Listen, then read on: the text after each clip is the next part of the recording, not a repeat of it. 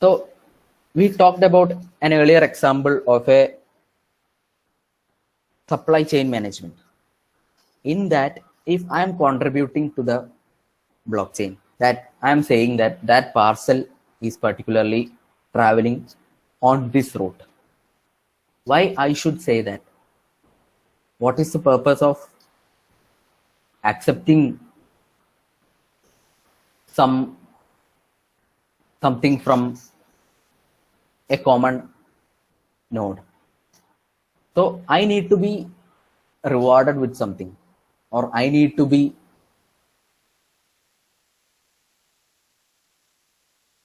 having an important role. A miner is a node on the P2P network attempting to add new blocks to the blockchain. As I said, they will be rewarded in terms of the currencies which are present inside the blockchain. Don't confuse anything with currency. I will explain that. In a public blockchain, there is some incentive mechanisms. If you enter some data into the network, you will get some incentives. So for that incentive, I need to enter a data, and that data needs to be validated by everyone in the network. Then only I will be rewarded. So we will discuss that later.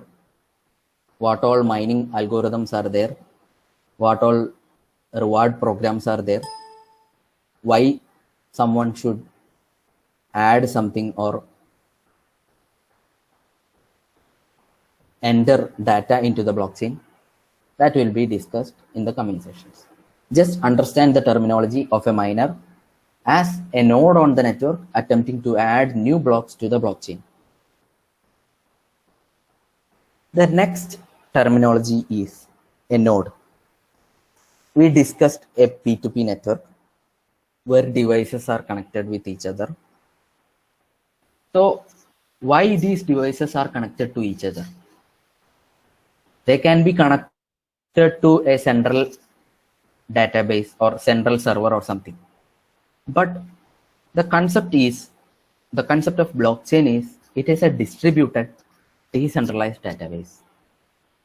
So a node is a small server that stores, updates, and broadcasts a full copy of the blockchain. So if I am the node of a blockchain, I am a single node of the blockchain, and many of you might be having systems which are connected to the same network. If I am having some data with mine, and the same copy of data will be broadcasted among the blockchain, so that each and every change if I am making in my data, that will be broadcasted to all of you. So that makes it distributed. And when it comes to P2P network, we represent or we explain a particular network, a particular device as a node. So there you have the brief description about node. Then comes Genesis block. So we already explained that blockchain is a chain of blocks where blocks are having data inside it.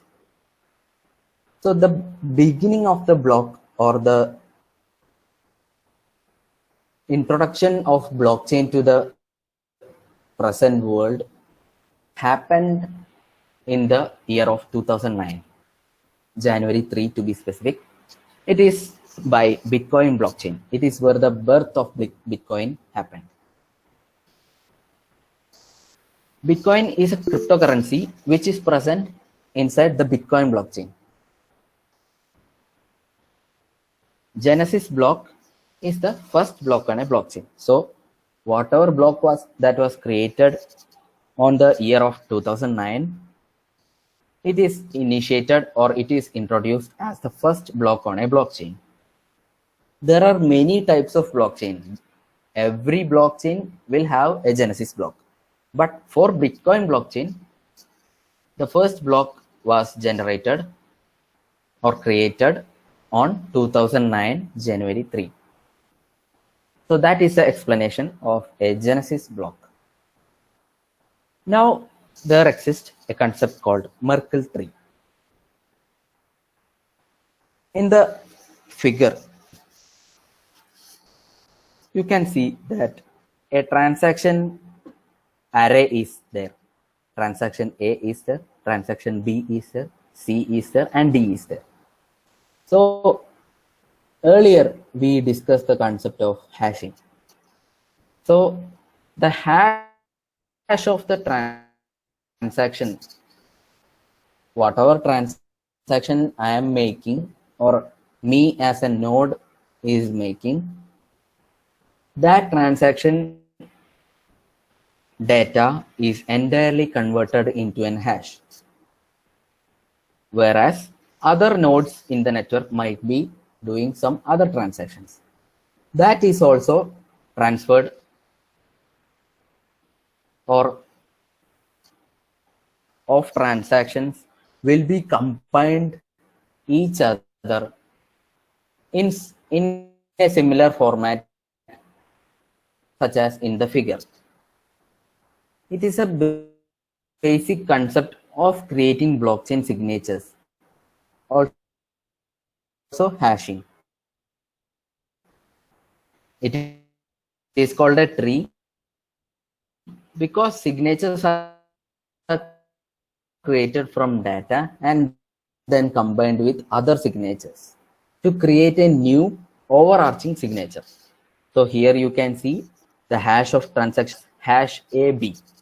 So there itself you can see a link of transactions while decrypting hash B. So we can derive the transaction details in transaction A and transaction B by decrypting that. The tree in similar format goes on and can be seen as the mechanism used to chain blocks together on a blockchain. In the starting itself, we discussed the blockchain as a chain of blocks. So how are they connected? How are they connected to each other? There lies the answer for it. So a Merkle tree uses a concept of creating these hashing chains in order to form a blockchain. In this figure also, you can see the shape of a tree branch,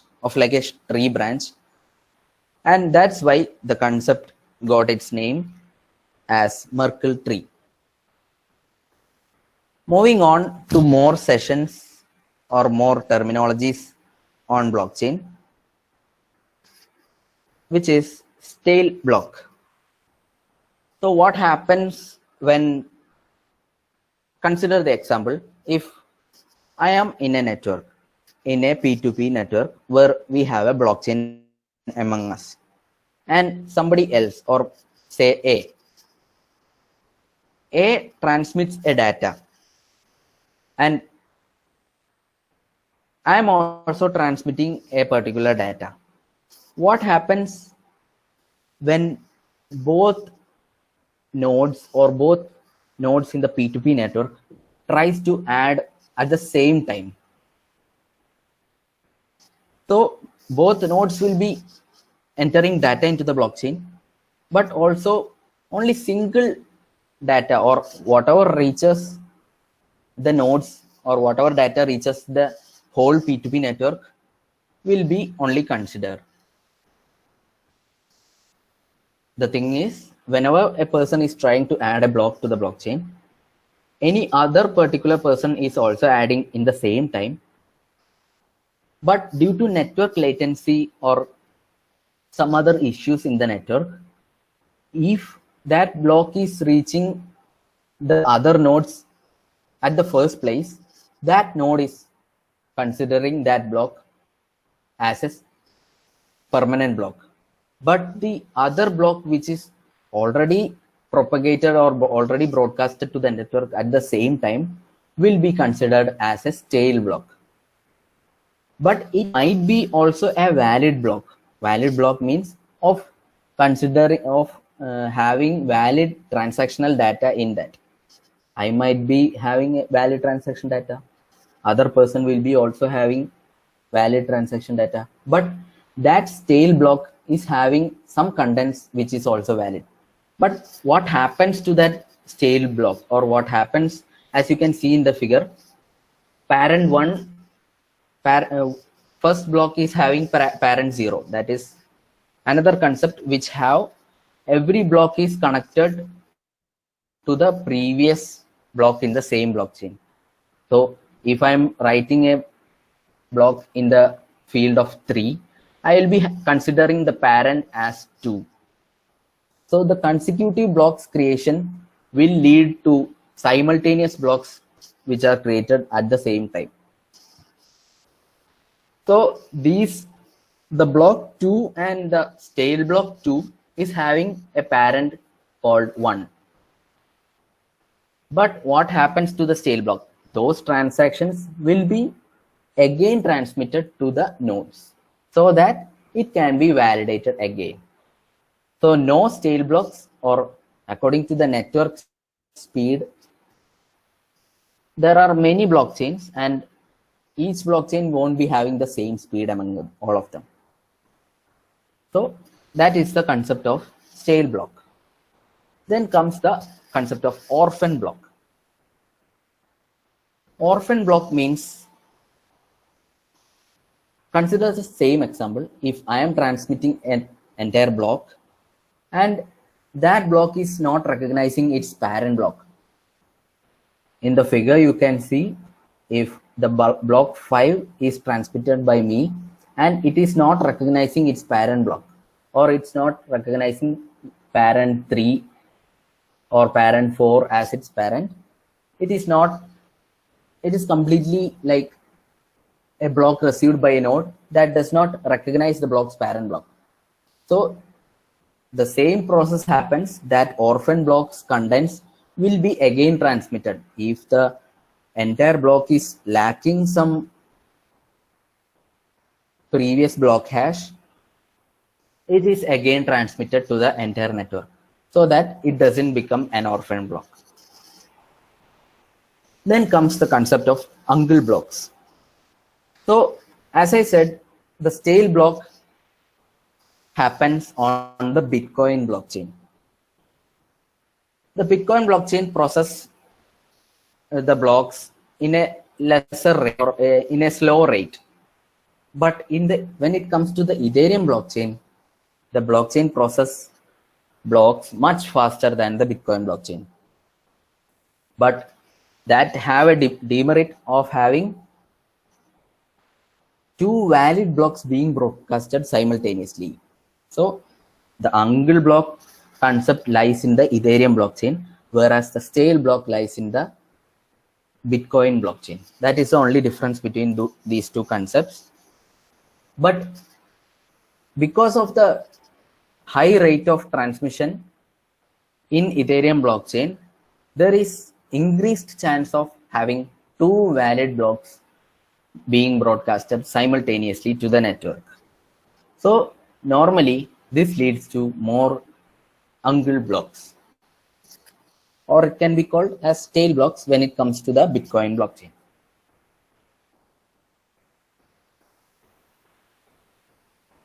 Now we have the basic protocol that we already discussed, which is a peer-to-peer network.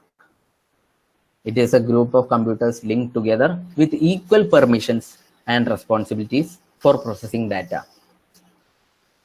Unlike traditional client-server networking, no device in the P2P network are designated solely to serve or to receive data. So there are no particular rules for any particular node.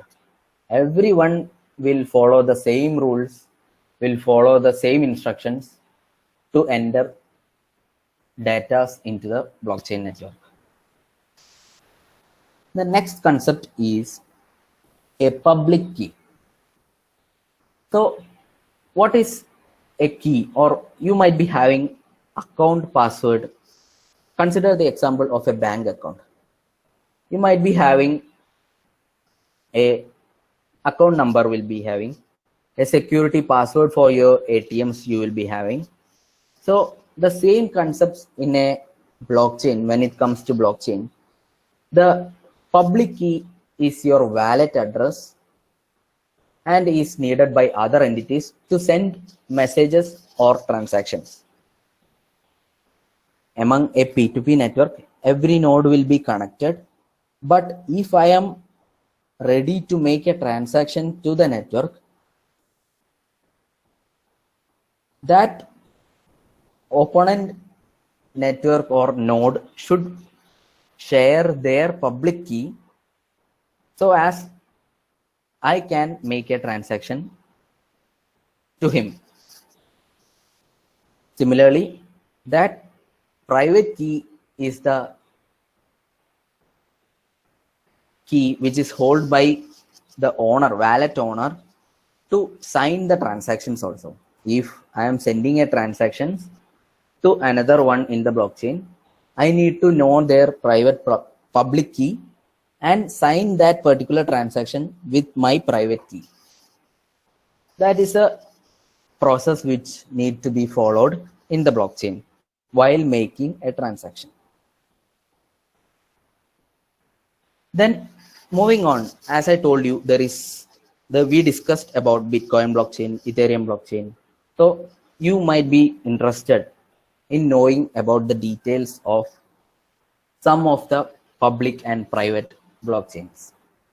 There are mainly three types of blockchain. Number one is public. A public blockchain is a non-restrictive, permissionless network. Anyone who has access to the internet can sign in and become an authorized node. You already know what a node is.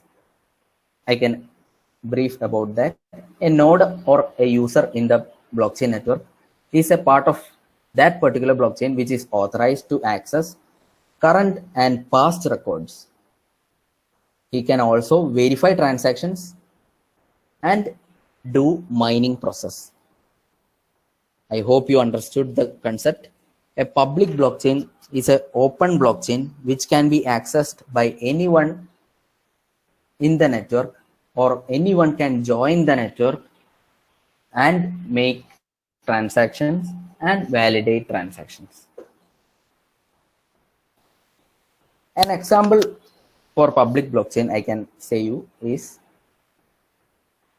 Bitcoin blockchain, Ethereum blockchain, and Litecoin blockchain. So these are the basic or main important examples for a public blockchain. Once again, a public blockchain is a non-restrictive, permissionless network. It is completely public. If you are trying to make a transaction in terms of Bitcoin, you can enter the Bitcoin network, you can see the transactions, you can see the history of transactions. That is where the public blockchain plays an important role. It is completely permissionless. Then comes a private blockchain. Consortium blockchain we'll discuss in the coming session. So then comes a private blockchain. So what is the point of using a private blockchain? We already discussed, among an organization which shares data among each other, needs their data to be protected, or only certain nodes which are authorized by the organization need to know the particular information or know about the transactions that are made in the network. The definition for private blockchain is, it is a restrictive or permissioned blockchain operative only in a closed network.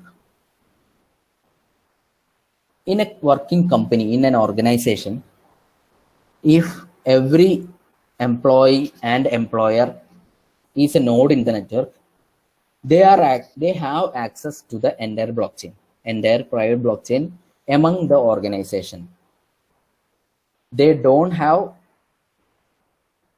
particular role or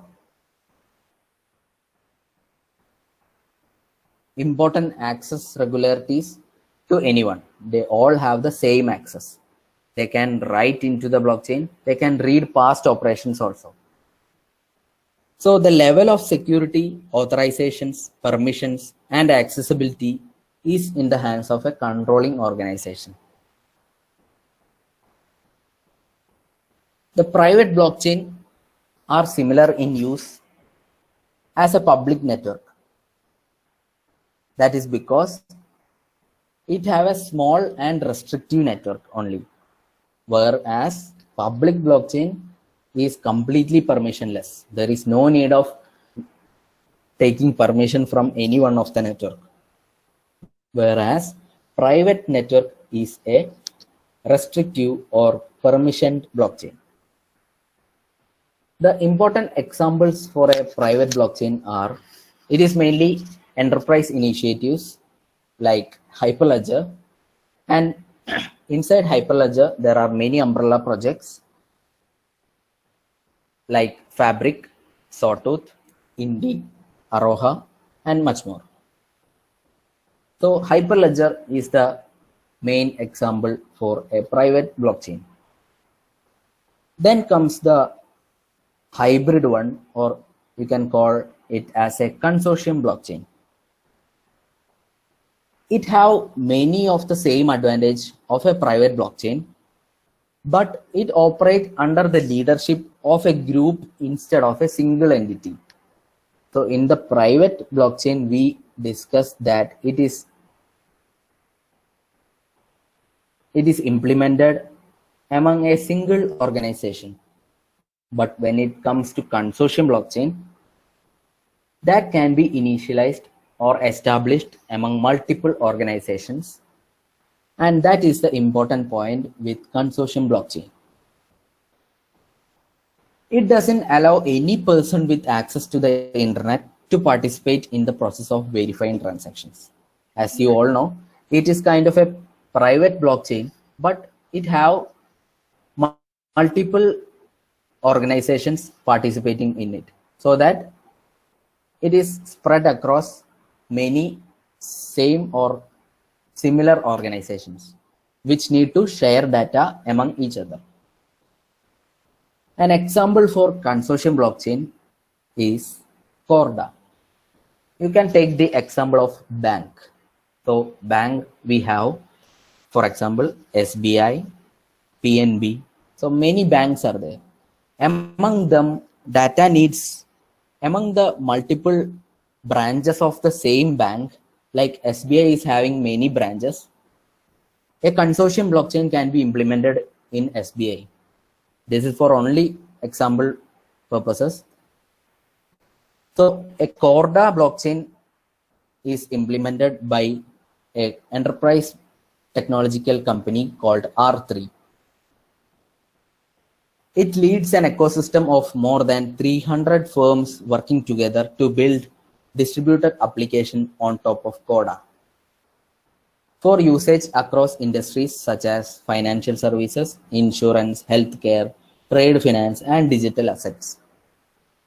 So speaking of consortium blockchain, you might have got a simple idea what is a consortium blockchain. Consider the example as we spoke earlier, which is of banks. A single SBI bank will be having multiple branches. So those branches can be connected in a consortium blockchain so as they can share data and make transactions with each other privately and securely. So that is the definition of a consortium blockchain.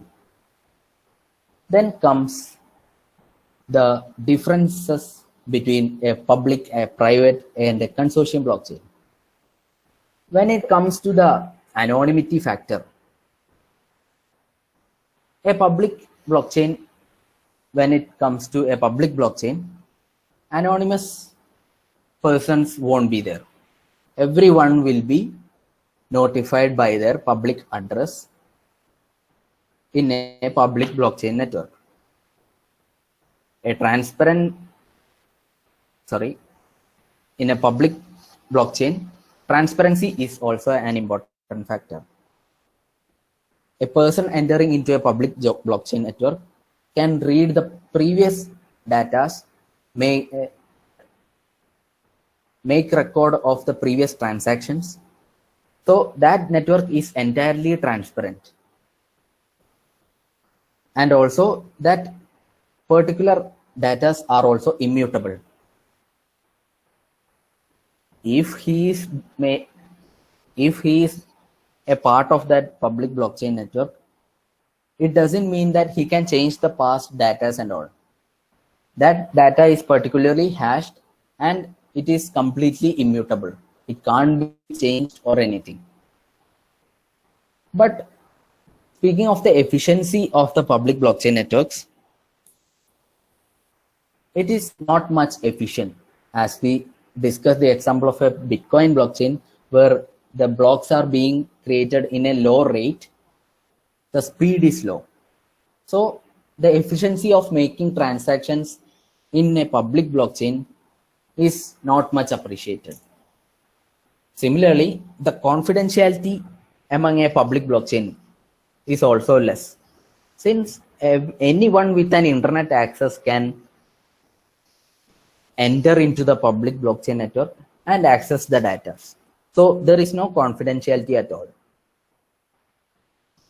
Now, taking the case of a private blockchain where the participating nodes are already known by the network, there is no particular anonymity inside the private blockchain. Similarly, transparency. Taking the example of an organization, transparency in the sense there is no need of making a private data in an organization. Everything need to be publicly available inside a private blockchain. That's the point. So in an organization, there is no transparency. Everything is available among the private blockchain itself. Then comes the immutability. So if you are implementing a private blockchain inside a organization where there are malicious nodes entering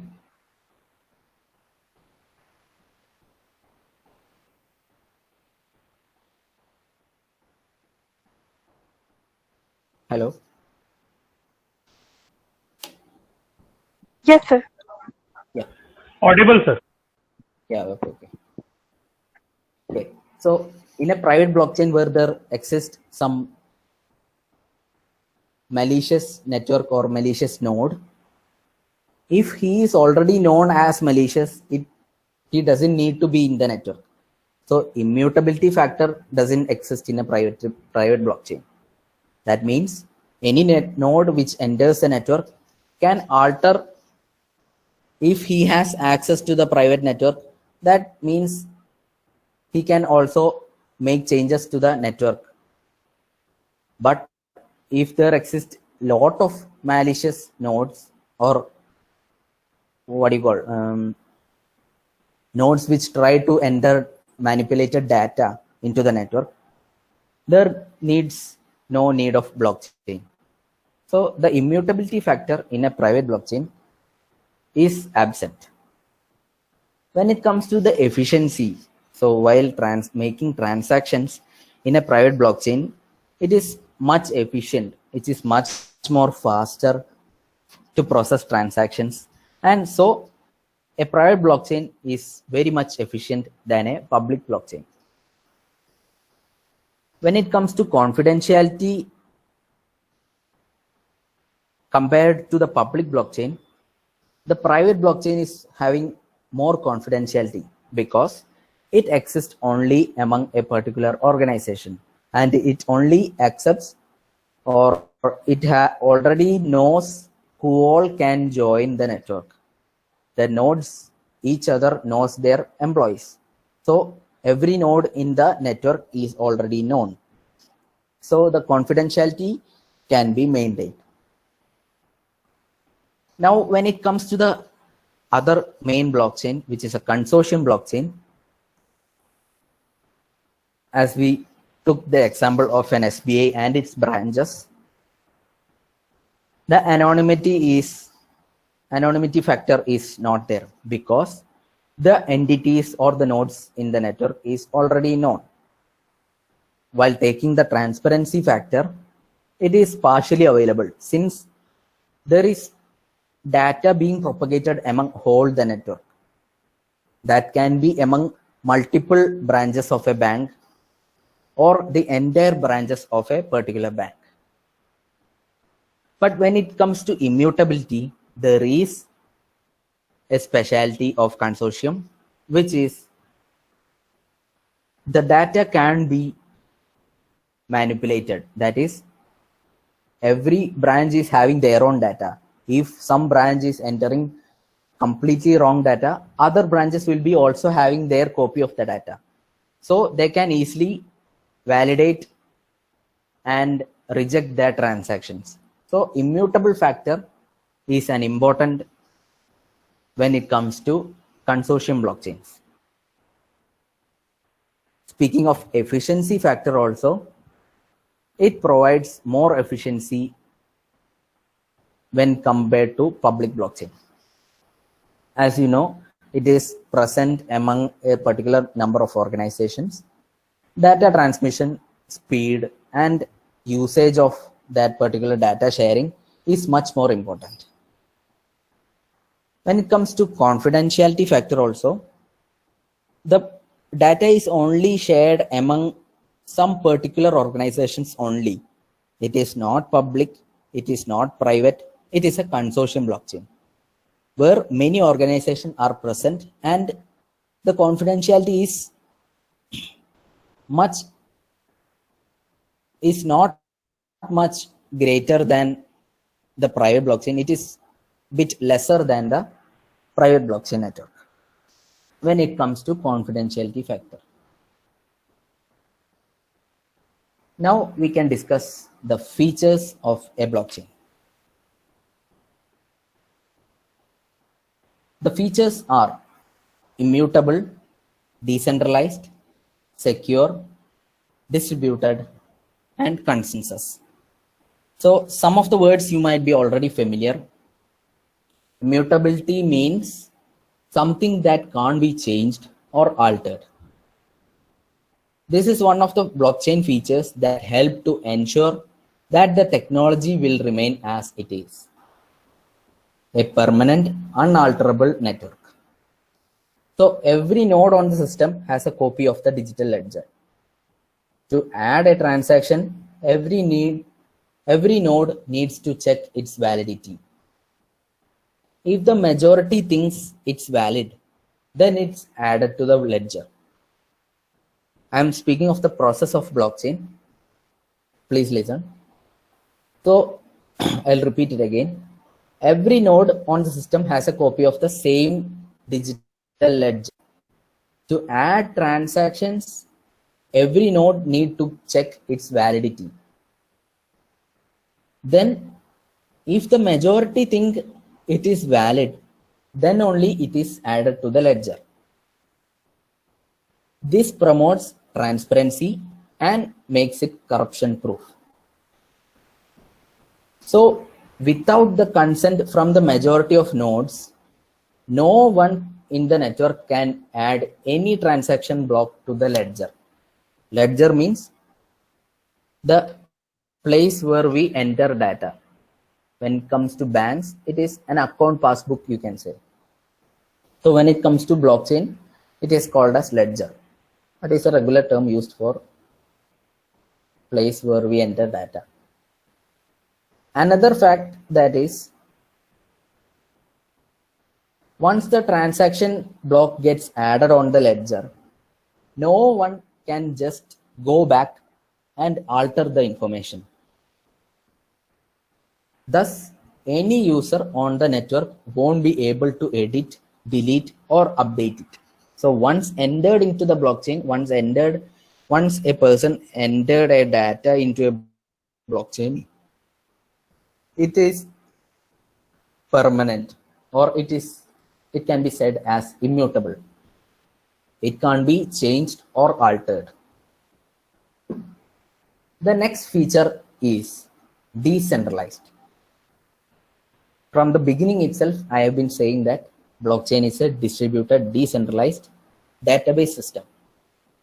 So the entire network is decentralized, meaning it doesn't have any governing authority or a single person looking after the framework. No one is assigned the role of looking after the network.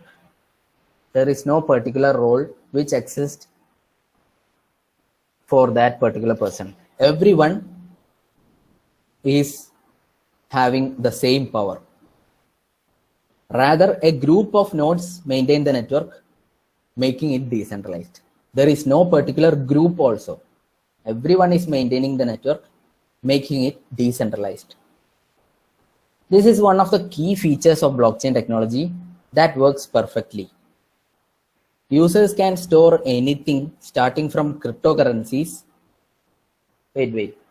A cryptocurrency, just take it as a currency inside the blockchain. A blockchain can be used for transactional purposes of currencies. And the currency is denoted as cryptocurrency. The Bitcoin blockchain is having a cryptocurrency in the name of Bitcoin. And Ethereum blockchain is having a cryptocurrency in the name Ether. These are the two main important cryptocurrency. Please note that. And as we spoke, users can store anything starting from cryptocurrency, important documents, contracts, or other valuable digital assets. So when it comes to banks, it might be transactions. When it comes to other public organizations, it might be documents. When it comes to governmental organization, it might be contracts or digital assets. So, and with the help of blockchain, you will have direct control over them using your private key only. So concluding this feature of decentralized structure, it gives the common people their power and rights back on their particular assets. So the decentralized feature gives the common people their power and rights back on their assets. Then comes enhanced security. We already discussed that it have no central authority. And no one can just simply change any characteristics of the network for their benefit. It is playing only according to the rule of the particular blockchain. So using encryptions like hashing ensures another layer of security for the system. It offers so much security compared to already existing technologies because it offers a special disguise called cryptography. We already discussed what a cryptography, P2P network, and a game theory is. Again, I'll briefly explain what is a cryptography. Cryptography is a rather complex mathematical algorithm that acts as a firewall for attacks.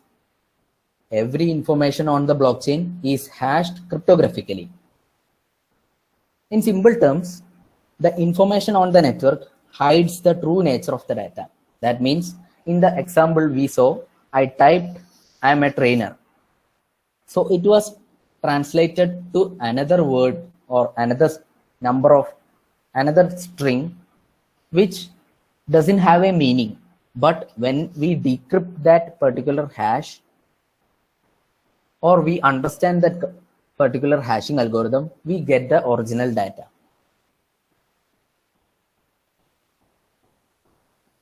We already did that process where any input data that we gave gets through a mathematical algorithm that produces a different kind of value.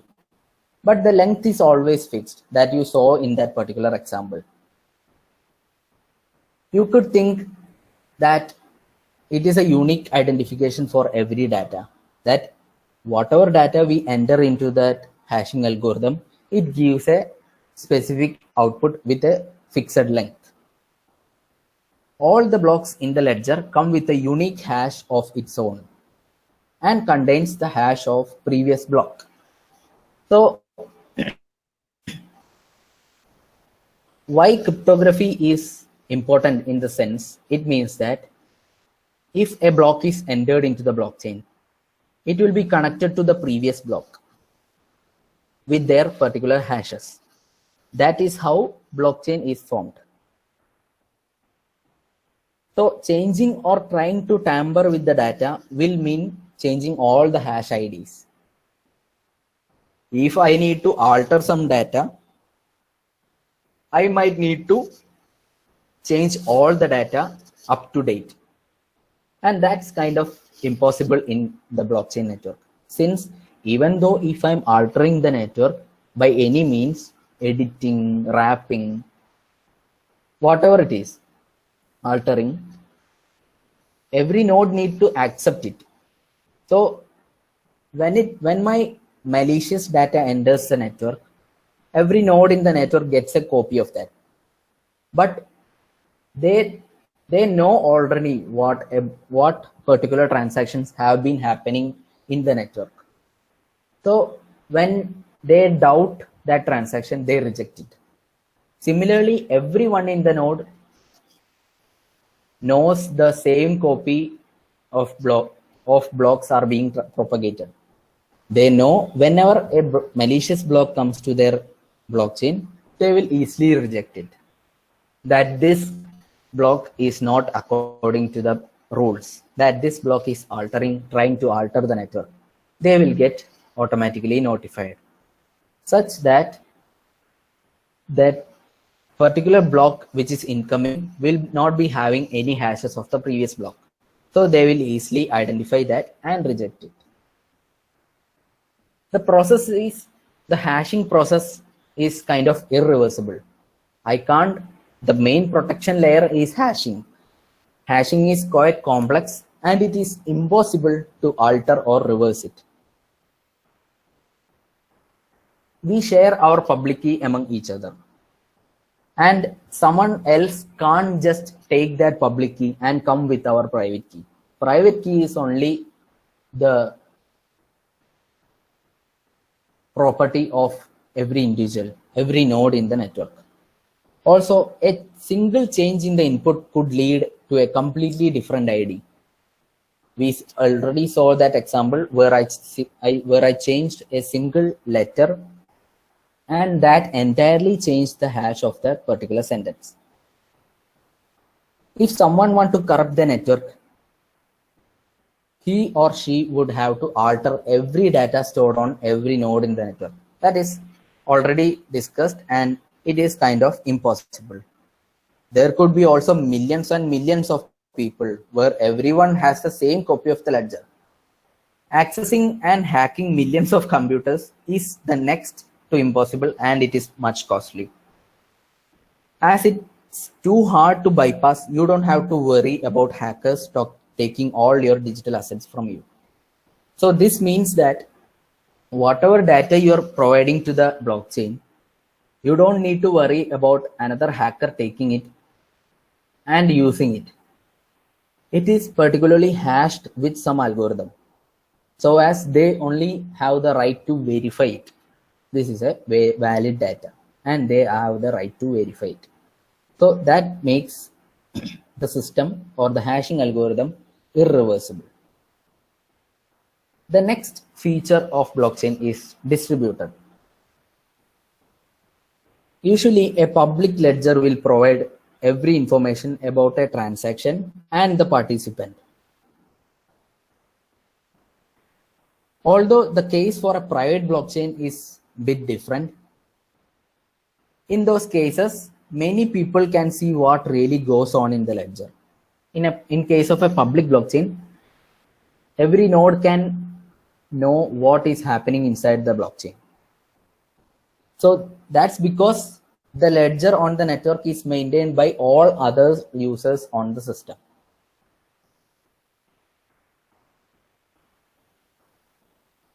So that distributed feature will always be a higher efficient ledger system that can take on the traditional database system. So these are having many features like decentralized, immutable, secure by hashing algorithms, distributed. Then why this is distributed? Why it can't be in a central database or a central node? That is the importance of blockchain. No one can make any malicious changes. There is no ownership for any of the nodes or any of the data. No extra favors to any of the nodes. There is no particular role that you can edit a particular block. Every block is propagated through every node, and each node can validate that particular data. And it is very quick. Since if I try to enter a message in our chat, in our Google Meet chat, it is kind of a distributed. I enter a message and you all get the same message. So that's the concept of distributed. Then comes the main game theory, which is either described as consensus. Every blockchain has a consensus to help the network make decisions. In simple terms, the consensus is a decision where the group of nodes active on the network agrees to. Here the nodes can come to an agreement quickly and relatively faster. Whenever I am trying to join a blockchain network, I need to agree to the consensus. I need to agree the rules of the blockchain network. Then only I can read the transactions or make new transactions into the blockchain. When millions of nodes, as we discussed, are validating a particular single transaction, a consensus is absolutely necessary for a system to run smoothly. As you all know, if I'm making a transaction, if that is valid, how do you know that is valid? So I will be already making that transaction according to the rules of the consensus or according to the rules of the blockchain. So every node in the network will know the consensus and can easily validate if my transaction is abiding or following the rules of the blockchain. That is how every person validates my transaction. What happens if I'm not transacting or if I'm not making a transaction apart from following the rules of consensus? Immediately the entry that I made gets distributed, and every node in the network knows that it is not entered according to the consensus. So they easily reject the transaction. So nodes might not trust each other, but they can trust the algorithm that run at the core of it. That is consensus mechanism. That's why every decision on the network is a winning scenario for the blockchain. However, to keep the decentralization going, every blockchain must have a consensus algorithm, or else the core value of it is lost. So that is marked as important over here. Consensus mechanism is the most important feature or a property which needs to be followed by every node in the blockchain network.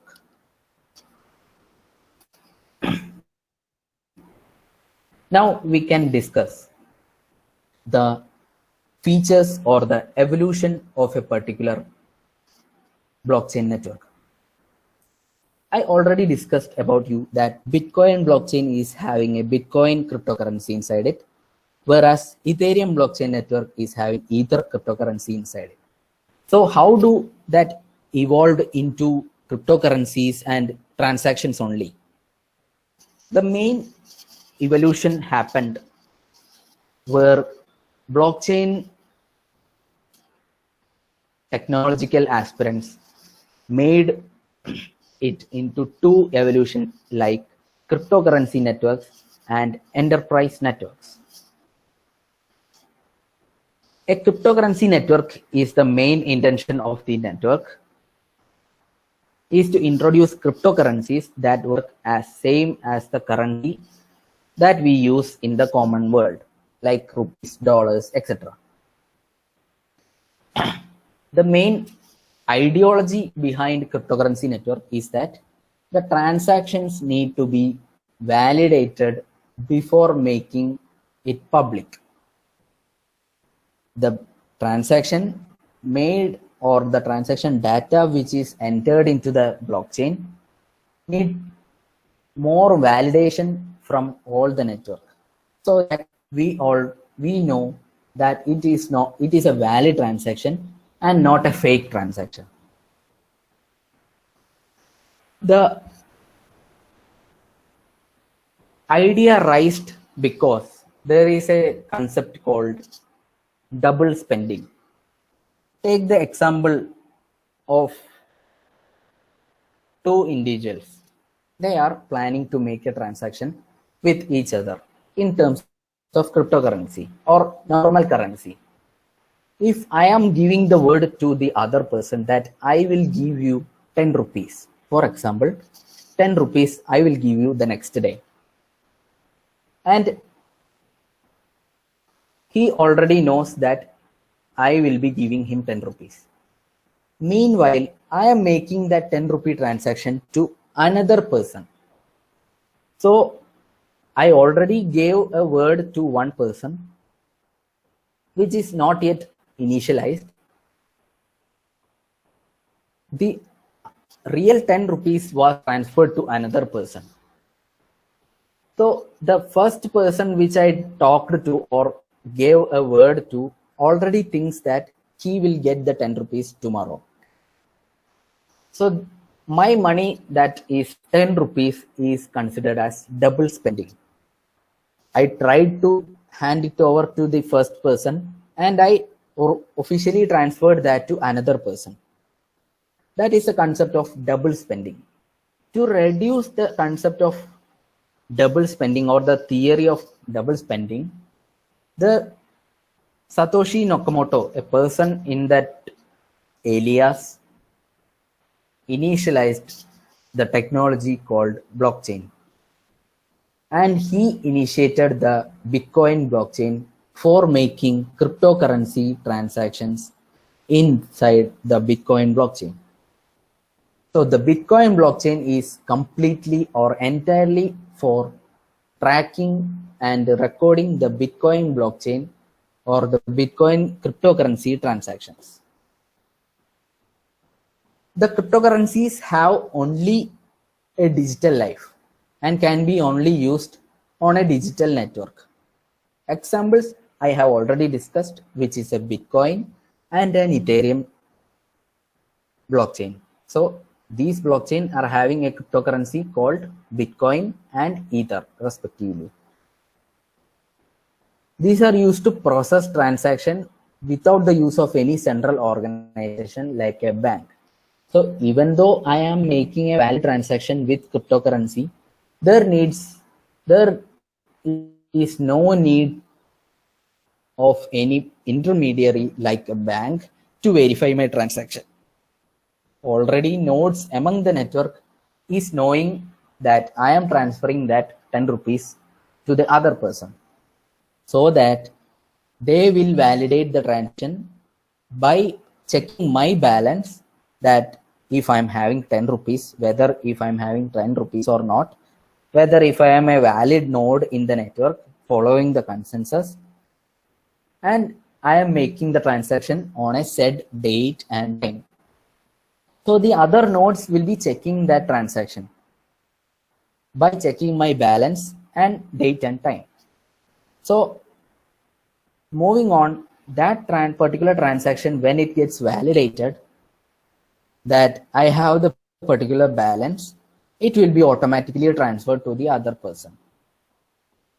That is, whenever I make a transaction request, the entire node in the network will get to know my transaction request, since the same copy is broadcasted among the network. So whenever I try to make a transaction, the entire node will verify, entire nodes in the network verify my transaction request, and verify and consider it as valid. So then only there lies a transaction where I transfer 10 rupees to the other person. That is the important evolution, which is cryptocurrency networks. The main intention of this network is to introduce cryptocurrencies that work the same as common currencies such as rupees, dollars, etc. The next evolution which happened was enterprise networks.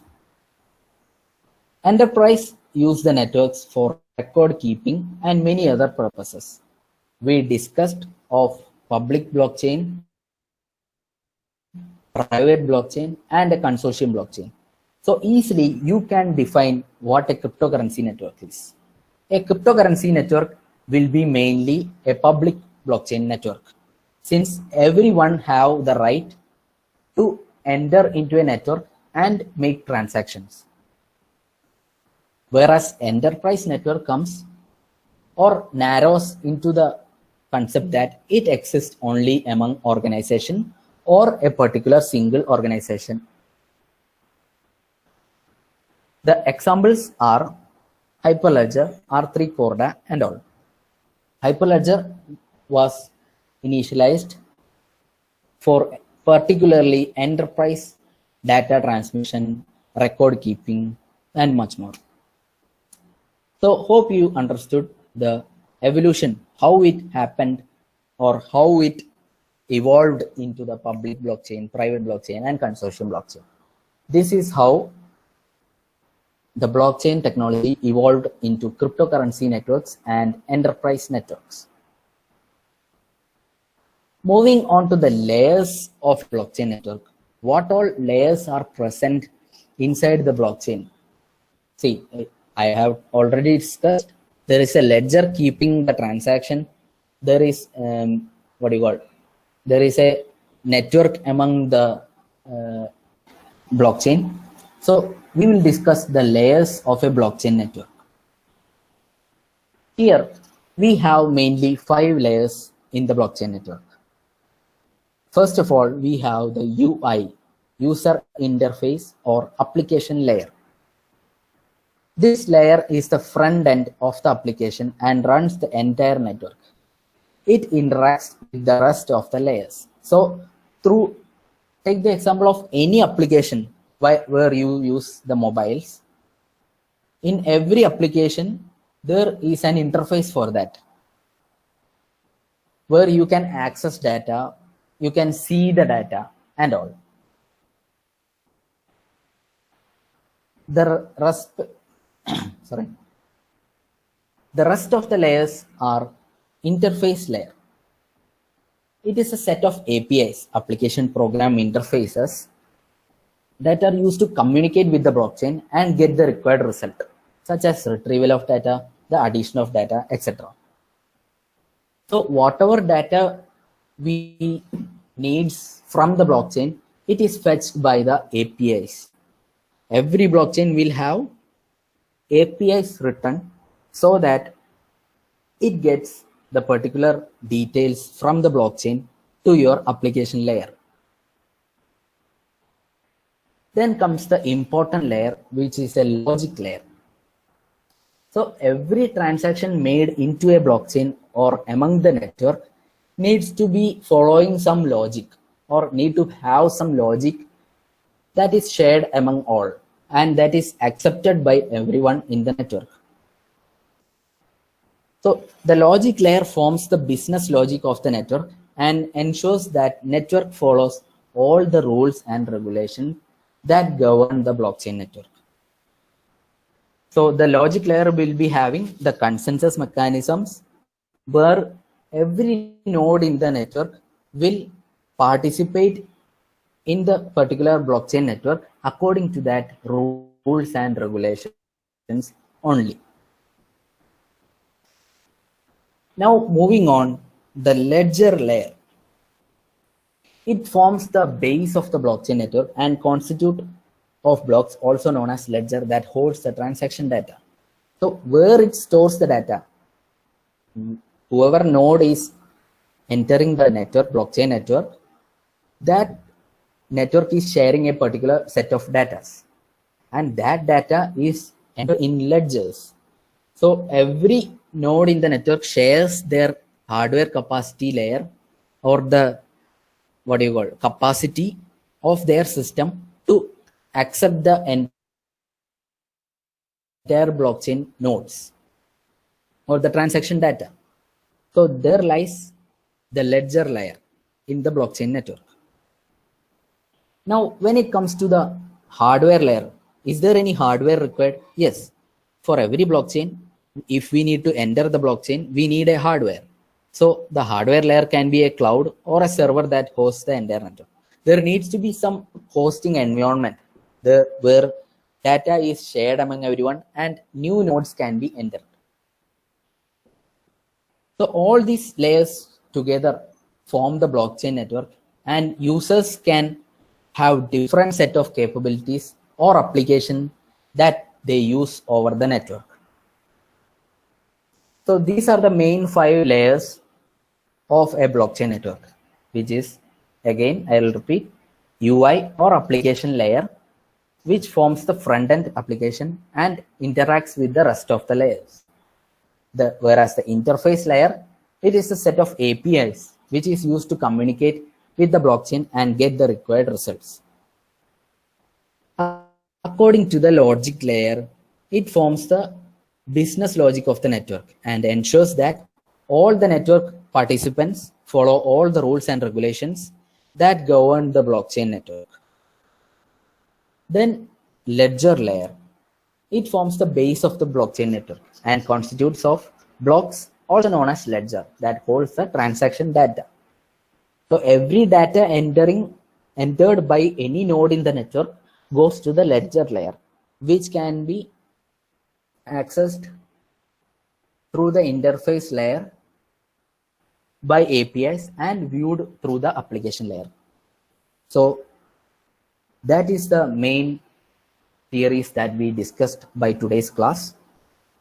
Hope you all understood the session. Now you can raise your questions, doubts regarding today's session. In the next session, we will go into details of Bitcoin blockchain network, what are nodes, and some theories inside the blockchain. So with today's session, I'm expecting good results, and your reviews, your doubts, you can ask right now. We have almost half an hour left. You can share your doubts. I can clear it right now itself. So shoot doubts. Okay, thank you, sir. Now the session is over. We move on to the question and answer session.